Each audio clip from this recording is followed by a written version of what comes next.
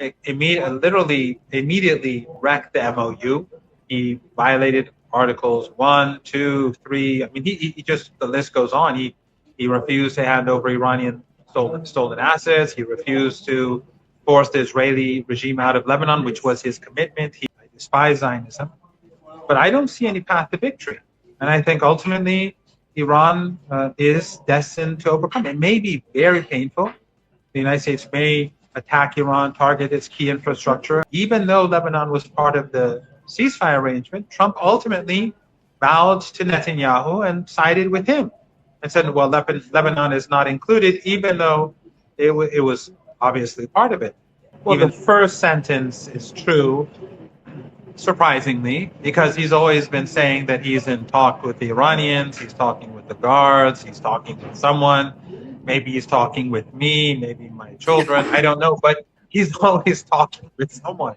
But for the first time, he's acknowledged what the Iranians have been saying all along, that no, we're not in talks with the United States, we're not in talks with Trump. So that part is true. And there are no plans for any talks because the talks have already taken place. We've had two series of negotiations. One was in Pakistan. There was supposed to be a ceasefire. And then Netanyahu carpet bombed Lebanon and Beirut in particular, wrecked that ceasefire, and then the siege began. And then, of course, we had the MOU and the negotiations that took place over the implementation of the MOU. Trump literally immediately wrecked the MOU. He violated Articles 1, 2, 3. I mean, he just, the list goes on. He refused to hand over Iranian stolen assets. He refused to force the Israeli regime out of Lebanon, which was his commitment. He went and set up his own corridor in the Strait of Hormuz in violation of Article 5. And so that fell apart. And since then, we haven't had any direct talks again. And there are no plans to have talks. The Iranians have said, Dr. Ghalibaf today has said that until the Strait of Hormuz until the U.S. Implements its obligations in accordance with the MOU, the Strait of Hormuz is going to remain closed. Well, those are the demands, and there's nothing to talk about effectively.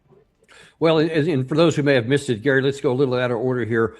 Here is what was reported on Fox News today that Mr. Ghalibaf said. Okay, so that's basically a constant condensation of all the points of the 14-point memorandum of understanding. But now then, what seems to be very different is he's saying all of them have to be done up front, or Iran is not going to open up the Strait of Hormuz. Is that pretty much the way the view is now? Yeah, I think so, because last time round, we began to implement the deal, and we saw that Trump was stalling. And so there were negotiations about negotiating over Iranian stolen assets. The U.S. lifted the sanctions on Iranian oil exports for a few days, then reversed it. In Lebanon, nothing was happening except for the fact that the Israelis were just killing fewer people, but they continued the occupation.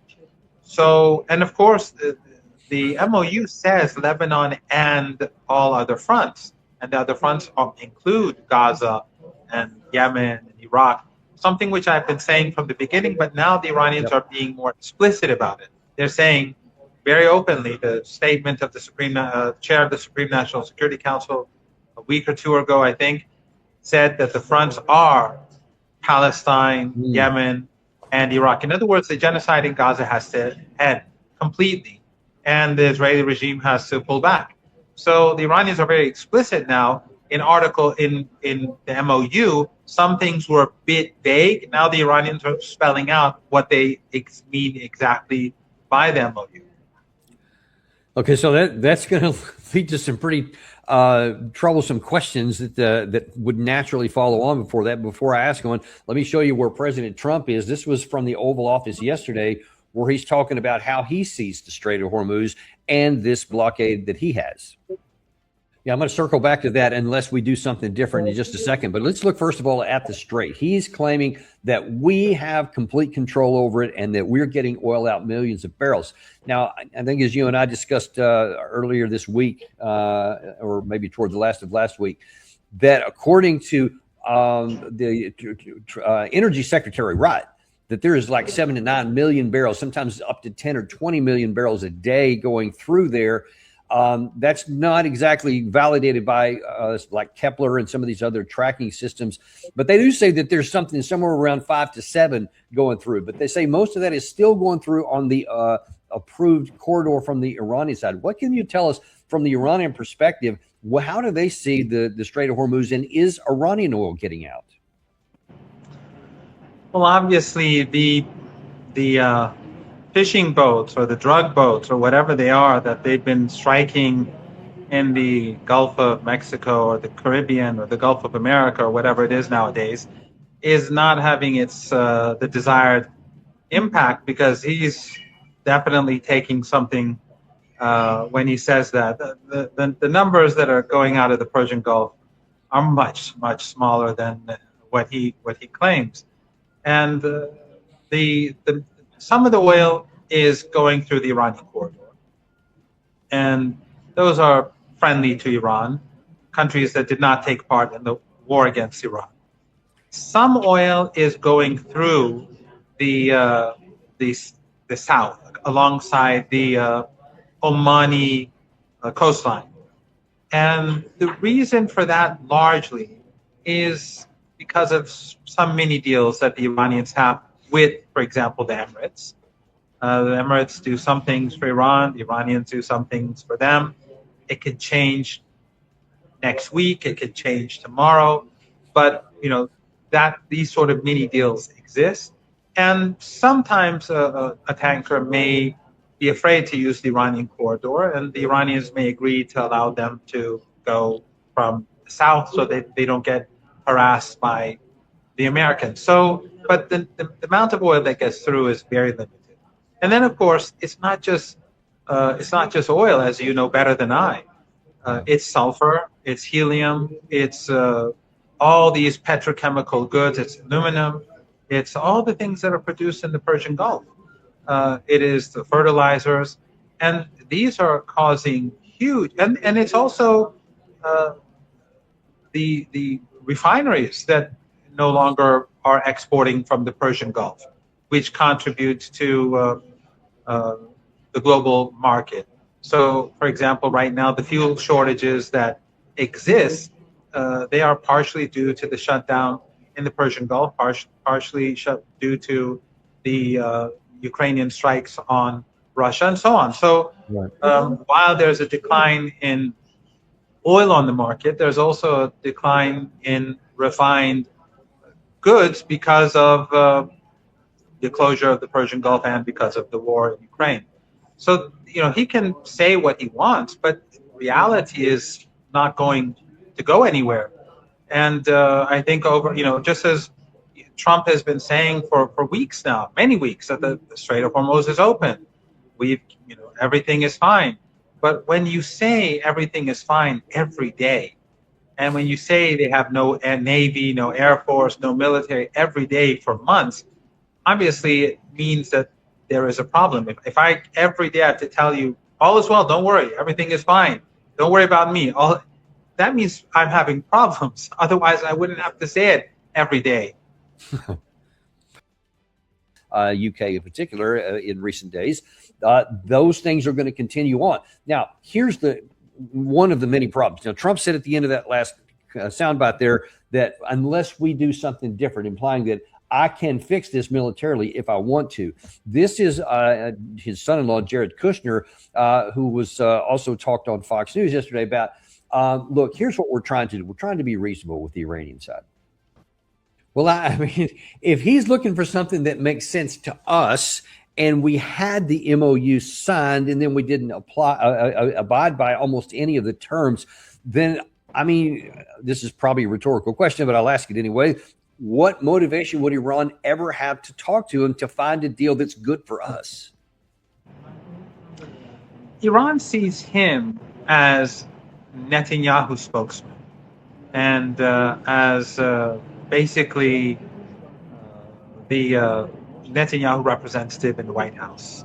And so he's taken more seriously than Trump. In Iran, they don't really take Trump seriously. And I think In the past, whenever Trump would say something, it would make the news in Iran. But during the last 3, 4 months, I think gradually we've been seeing that decrease over time. So, for example, if Trump right now does a Truth Social post in Truth Social that says, "I'm going to obliterate Iran," I don't think it's going to be even discussed over dinner in anyone's home because he said it so many times. So Kushner for Iran is taken much more seriously. But the problem is that Kushner is basically an Israeli asset. He's an Israeli firster. And he's not serious about wanting to solve the problem. So when he says President Trump, he really means President Netanyahu. And President Netanyahu does not want peace. President Netanyahu does not want to end the crisis. President Netanyahu wants the crisis to continue, especially since he has a very, very dangerous situation right now with regards to the elections. If he loses the elections, he's in serious trouble at a personal level. So the belief here is that the United States isn't serious. And by the way, and I know your audience knows this, but Iran, there's absolutely no evidence at all that Iran has ever pursued a nuclear weapon. Even the United States admits that until after 2003, Iran was not producing weapons. But that before 2003 is still nonsense. The International Atomic Energy Agency, which has been monitoring the Iranian nuclear program, it has been in Iran for years, especially after 2015, carrying out intrusive inspections, really intrusive inspections that go far beyond anything that I would have approved of if I was the chief negotiator. And they found nothing to indicate that Iran was producing a nuclear, was moving to produce a nuclear weapon. So that is just a myth that they use. There are a couple of good books in this regard. One is Gareth Porter's A Manufactured Crisis, and the other is Peter Oborn's A Dangerous Delusion. If people are interested, these two books are very good books to read and understand how this whole crisis began. But this crisis was basically used as a tool to marginalize Iran. And the reason was because Iran was supporting the Palestinians. That is it, basically. So if it's one day it's human rights, one day it's a nuclear program, one day it's, I don't know, animal rights, one day it's going to be something else, terrorism. But it's the root of the problem is that Iran supports the Palestinians, and of course the West supports the Israelis. And I'm sure you heard the latest statements where the senior Israeli official has said we should kill, I think, 30 or 40 Palestinians a night in Gaza because these people are just not human. And this is the equivalent of the head of the U.S. FBI saying, yeah, well, let's kill 30 or 40 people every night because they're not human. And what would the reaction be in the United States among ordinary Americans if that was said? But by the head of the FBI about Mexicans or Canadians, but it doesn't get any news you don't see it on Fox News, you don't see it on CNN, you don't see it in the Washington Post or the New York Times. But he's openly calling for the extermination of the Palestinian people. Yeah, that is something I lament greatly, and was grieved when I saw that. All of this leads to a bigger problem that we have here, though. If President Trump, and by the way, was also right on his comment about the blockade that we have. It is, no kidding, causing real problems for the Iranian side, as you've told on our show here before. So there's no doubt about that. But if he's looking, as Jared Kushner just talked about there, for a deal that there's no communication, as he himself this time said, that means that we're just in a suspended animation state of two blockades. Both sides are hurting. But then where are we going to go? Secondly, what is the Iranian side going to do? Because if Ghalibaf is saying on television in Iran that until America does everything from the MOU, we're not going to release ours. President Trump said he's not going to release his until everything that he gets his way, which is not going to happen. So that either means the blockades will go on indefinitely and everybody will suffer, or somebody's going to take some preventive action. where we go? I think it was the Wall Street. That's the wrong one. I may have gotten rid of that one by mistake. Wall Street Journal was reporting that Iran may be actually preparing to go back to war itself to resolve the blockade. What can you tell us? Well, a number of things, I think. One is that, first of all, just as a footnote, Reuters definitely does not have access to any senior Iranian official. Senior Iranian officials do not speak to Reuters. And Reuters fabricates this sort of thing a lot. And so does the New York Times. No senior Iranian official ever speaks to Reuters or the New York Times. So what they do is they usually pick up information, unless it's just fabricated, from Iranian sources, the Iranian media, which says these things, and then they say some official told them. But it is true, Iran's military posture has changed from defense to offense, not its military doctrine. Iran's military doctrine is defensive. But with regards to U.S. aggression, Israeli regime aggression, the Iranians are now going to be more assertive, and they're going to be on the offense. That is, I think, something that has become clear with the new chair in the Supreme National Security Council, Major General Mohsen Rezai's appointment, and the statements that he's been making. How will this be carried out? I don't know, but I think that there's no doubt that Iran is going to be much tougher in all respects when it wants to deal with the United States. So, for example, in the MOU, we signed the MOU. Iran really didn't expect the Americans to implement it, but it was a test. But it was clear that Trump had no intention of respecting his own signature. So as soon as the MOU was signed, he just wanted the Strait to be open to ease the energy crisis, and then he wanted to undermine Iran's control over the Strait of Hormuz by setting up his own corridor with the help of the Saudis, the Qataris, and the Kuwaitis, which the Iranians said, we're not going to let that happen. So things fell apart. So for Iran, the reason why they're saying that the Americans have to do these things up front from now on is because the Americans, Trump cannot be trusted. He won't do it unless he's forced to do so.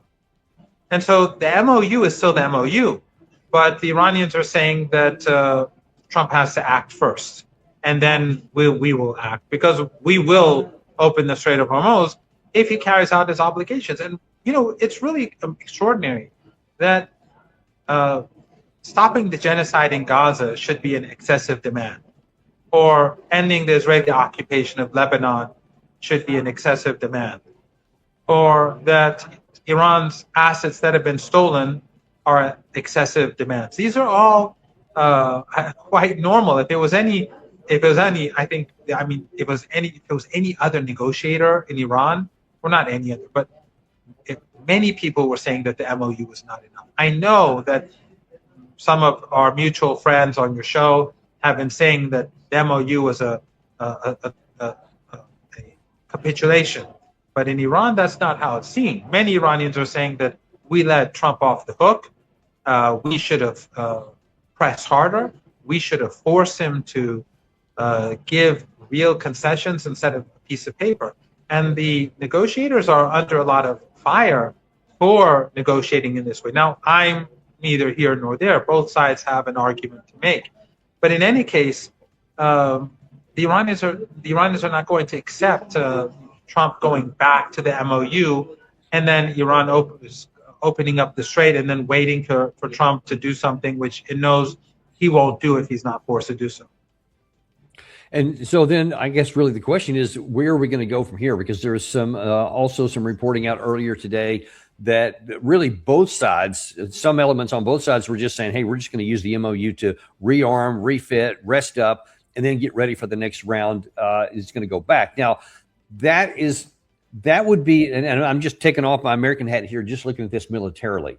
From a military perspective, the Iranian side would have a more plausible path to go back and do that, because conditions are not. And then, of course, there's the issue of all the things you mentioned a minute ago with the ammonia, with the sulfur, the helium, even the oil and gas. I mean, just that part too.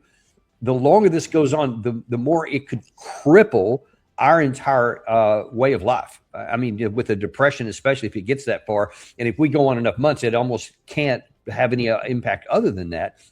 But the Iranian side, and you've said this many times on our show, and we've shown, I mean, you can just look at the function, even if it, under a constrained environment like the blockade, you could probably go, I would almost say indefinitely, certainly in an extended period of time. We can maybe go another number of few months, I think, before we get into trouble. So there's two courses of action, or two schools of thought, rather. Iran could just sit back and say, yeah, we'll let the dueling blockades go. We'll suck down the pain here, and we'll see how far you can go. And then the other school of thought says, because of all these things and all these, and we can add in the shortage of interceptor missiles, shortage of offensive missiles, at least the ones that can be fired from long range, and say, yeah, why don't you fire the ones that you have to get closer to our borders, like with the JDAMs and small diameter bombs and some of these other missiles that require more risk for our Air Force, and say we're going to precipitate an attack that will cripple you militarily and economically. I mean, that's my concern. How is that viewed in Iran? What's the arguments there? Well, one thing I should again point out, and I know your audience recognizes this, but the Iranians were very serious about the MOU. If the United States, if Trump was serious about carrying out his obligations, the Iranians would have, by now, the Strait of Hormuz would have been normalized. And this is not the first time. Again, after the 40-day war, when they were negotiating in Pakistan, there was supposed to be a ceasefire deal, and Netanyahu wrecked it. And then Trump, even though Lebanon was part of the ceasefire arrangement, Trump ultimately bowed to Netanyahu and sided with him and said, well, Lebanon is not included, even though it was obviously part of it. Even the mediators said that. And the mediators were, the Pakistani government is very close to the United States. So the Iranians, while they were serious, they know that the Americans were not serious, and they know that the Americans right now are not serious. So the Iranians have no option but to continue fighting, because they know that if they say, okay, let's accept a ceasefire, that Trump is going to be deceitful, he'll cheat Iran, he'll undermine Iran. And so it would be a very foolish move by any Iranian leader to say, okay, you're imposing pressure on the Iranian people, let's have a ceasefire. Trump will use that. I mean, he doesn't care about his own signature. He'll use that to undermine Iran. So right now, the Iranians really have no option but to go full steam ahead. They say, okay, you put pressure on us, we will increase the pressure on you. You increase the pressure on us, we will increase the pressure on you. And also, we should take this into account, that the Iranians are preparing themselves for war. And Iran is much more capable of producing missiles, and new drones than the Americans are in producing their own missiles or their own anti-missile defense systems, for reasons that you know much better than I. You're an expert in this area. I'm not. But the Iranians are expanding their underground bases. They're expanding their command and control centers. They're developing new technology, their missiles. We've seen how during the 13 days of fighting, the missiles and the drones were more effective than even during the 40-day war. And during the 40-day war, they were more effective than the 12-day war. So Iran is evolving, Iran is progressing, it's advancing, its missiles and drones are getting better as time goes on, while the United States is facing a crisis. So Iran knows that if we go to war, the Americans can hit us hard. Trump can hit Iran hard, but Iran can hit back. And when the United States runs out of those critical weapon systems, Iran will still have missiles and drones. And if the United States goes after Iran's critical infrastructure, Iran will take out everything in the region. Because all of these countries are basically proxies of the United States. They are co-conspirators against Iran. And once that happens, a global economic depression is assured, because then no one can manipulate the market anymore. No one can say, well, maybe tomorrow, maybe next week, something will happen. When people see images of oil fields on fire and LNG refineries on fire, then they'll know it's over. And then millions of people will have to leave the Arabian Peninsula, and the map will change. Everything will change. So, I mean, hopefully we'll never get there, but it increasingly does look like that is a strong possibility. But even if that doesn't happen, there doesn't seem to be any light at the end of the tunnel for now. So both sides are going to put the pressure on and make life worse for everyone across the world. But the difference between Iran and the United States is that the Iranians know that if they submit, if they accept Trump's demands, then the country is finished. Yeah. And so ordinary Iranians are going to be resilient. But the American people, they know that this is war. This is a war for Netanyahu. This is Kushner's war. This is Witkoff's war. This is the Israeli Firsters war. This is not for the American people. In fact, that much is clear. I spoke about this before on your show, a very good book, Going to Tehran, which I really advise everyone to read, by Flint and Hilary Mann Leverett. These were two people who worked in the White House. They were saying a decade ago, more than a decade ago, I mean, in the book, they discuss many of the myths about Iran that we hear in the West, but they were saying that this war is going to be inevitable unless the United States changes its policy towards Iran. And right now, they've been prophetic in their prediction. We are, but what I believe right now is that there are two routes to take from here. One is where things gradually get worse and much worse, and another is where things get very bad very suddenly. But Trump has closed the door to any other option. So one is a siege where the world is starved of helium and sulfur and LNG and fuel and so on, and the other is all the plants in the Persian Gulf region are destroyed. And that is the question about which path is it going to go down, because I actually had a comment here from a certain individual that claims to have some knowledge that suggests that Iran may be getting ready to initiate one of those two scenarios, probably a slower ramp up within potentially days, if President Trump doesn't do something along the lines of what Ghalibaf was saying. What do you think about that? Well, one of the things that the Iranians are saying is that there's no ceasefire. We're not in a ceasefire. So what does that mean? If we're not in a ceasefire, that means that we can shoot whenever we want. The Americans can shoot whenever we want. So that basically means that if the Iranians fire missiles, they can say, I mean, just remember I know you remember, but after the 13 days when the Americans restarted the war, after Trump tore up the MOU, when the United States stopped, to my surprise, Iran didn't. Iran struck key U.S. targets in Jordan in particular, but also in Kuwait and Bahrain. So I was a bit surprised that the Iranians continued. The Iranians wanted to tell the United States that you don't dictate terms. You don't dictate the terms of engagement from now on. And right now, when the Iranians are saying that there is no ceasefire, basically, to me, that sounds like they're saying we could attack whenever we want. We are capable of attacking. We have the right to attack whenever we want, especially since siege warfare is warfare.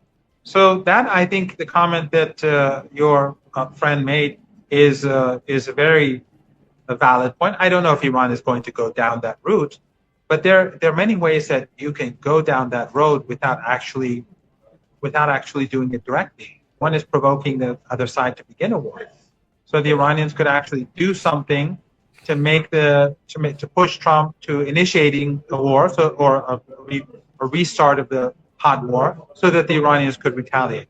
But one difference that we see now that didn't exist in the past is that we now see for the first time the axis of resistance beginning to become more directly involved, especially Yemen.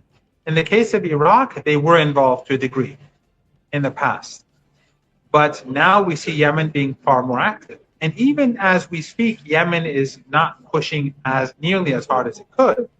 So it is hitting the Saudis very hard, both in the Red Sea, its oil installations, but also its troops and its proxies inside Yemen, and they're being very effective.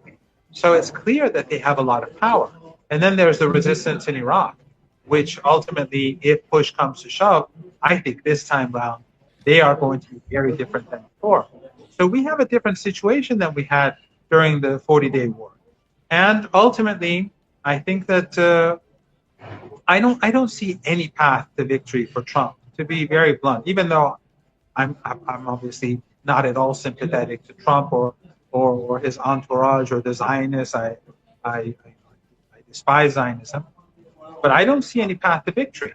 And I think ultimately Iran is destined to overcome. It may be very painful. The United States may attack Iran, target its key infrastructure, and we may have great difficulty in the months ahead or the next 2-3 years. But the same is going to happen to the rest of the world.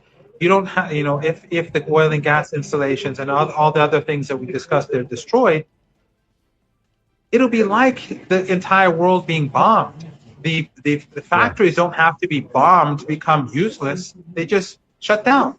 And that will happen across the world. Right. Yeah. If we get to the worst scenario, we'll have to see that. One of the things I'm concerned about, you mentioned the PMF in Iraq. I continue to see anecdotal reporting and some direct inferences that if things completely fall apart, it's not just missile fire we may see, but the PMF allegedly could move on Kuwait. What do you think of that? Is that something you think is legitimate, or is that overblown? Oh, no doubt. No doubt. First of all, the Iraqis have always believed that Kuwait was a part of Iran.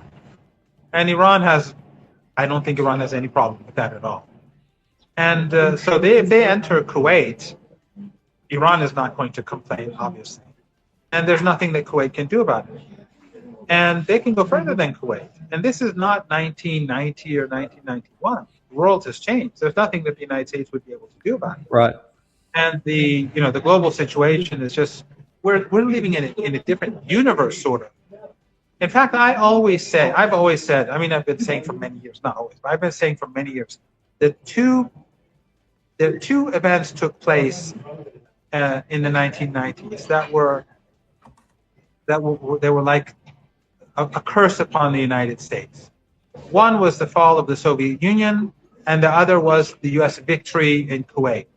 Because the United States, before the collapse of the Soviet Union and before its victory in Kuwait, was much more cautious and much more level-headed in its approach to international affairs. But after that, it became utterly arrogant, foolish. Then later we saw the endless wars. Now, how those wars began and what was 9/11 all about, that aside. But the United States became rogue, and within 3 decades, or let's say 3.5 decades, the United States is a much diminished power today as a result. So I think that these two great victories for the United States were actually two curses that undermined the country. And the problem that the United States has today, and I'm not talking about ordinary people. I think ordinary Americans are very realistic. They see the war, they see the genocide in Gaza, and they're opposed to it. Why? Because ordinary Americans are decent people. When they see the facts, even though social media is trying to hide them, when they see the facts, they deal with it in a moral way, just like everyone else in the world. But the elites in the United States, they still think, in my opinion, but you would know better if I'm wrong, tell me, I think they still think they're in the 1990s. I say that all the time. I say this is not 1992 anymore, but yet we act like it is. So that's a common theme that we have actually here on our show. I want to ask, I know we're running a little bit low on time here. What can you tell us about what's going on between Iran and Oman? President Trump came out yesterday, I think it was, and said that he will blow the S out of them if they get in the way and if they don't do what he's telling them to do behind the scenes. And it seemed about a week ago that Iran and Oman had at least come to a general understanding of how the strait was going to be administered, but that keeps not being made public. And it was this morning they again implied that it was about to be public, but it still hasn't, which tells me that there's still tremendous pressure, diplomatic pressure, political pressure, economic pressure being put on Oman from the U.S. side, but that they're not yet giving into that. What can you tell us about what's happening in that dynamic? Well, I was told about a week ago, or maybe 10 days ago, a week ago, I'm not quite sure when, that there was a general agreement between Iran and Oman. And basically the negotiations were over. But then it turned out that there were some issues that the two sides, when they went back to their capitals, felt that needed to be further negotiated. And so we don't have a deal. So I've been saying in different places that there is a deal, but which is true. I mean, I was told just this morning or yesterday, sorry. I was told yesterday because the person who told me that the negotiations had succeeded and they were literally over, I told him, well, you told me this is how it was. He said, yes, that's how it was a week ago, 10 days ago.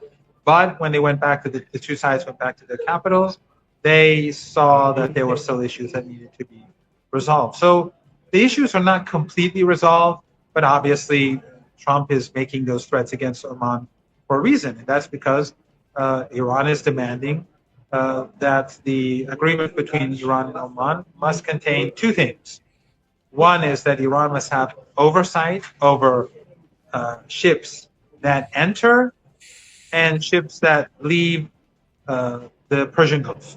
The second is that fees shall be taken for whatever reason: environmental protection, insurance, maintenance, whatever.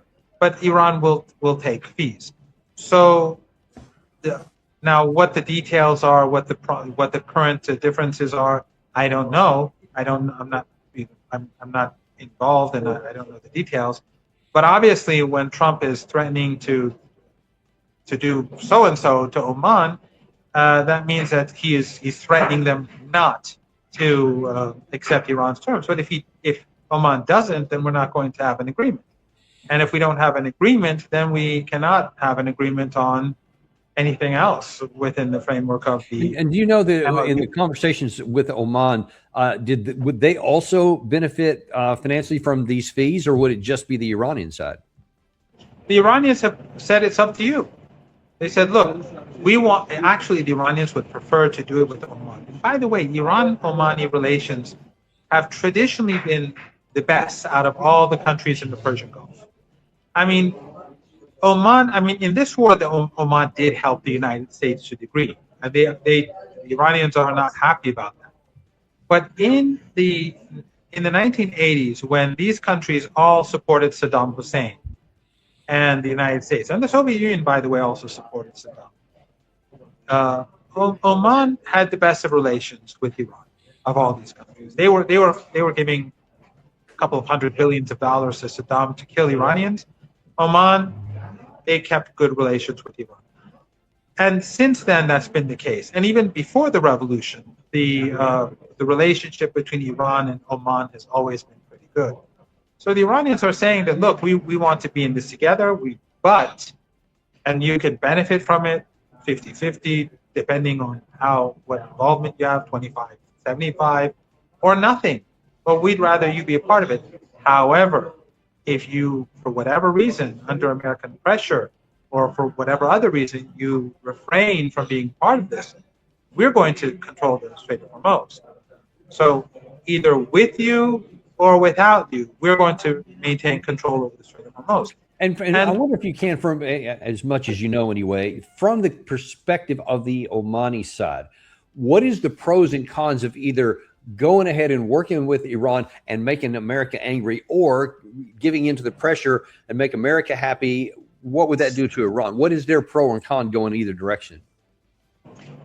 Oman wants to deal. Oman wants to be a part of this process, this authority over the Strait of Hormuz, because it will benefit from it.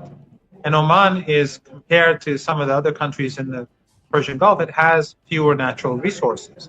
So if they have the ability to take fees, or even if they don't, because of the fact that they signed an international convention that Iran didn't.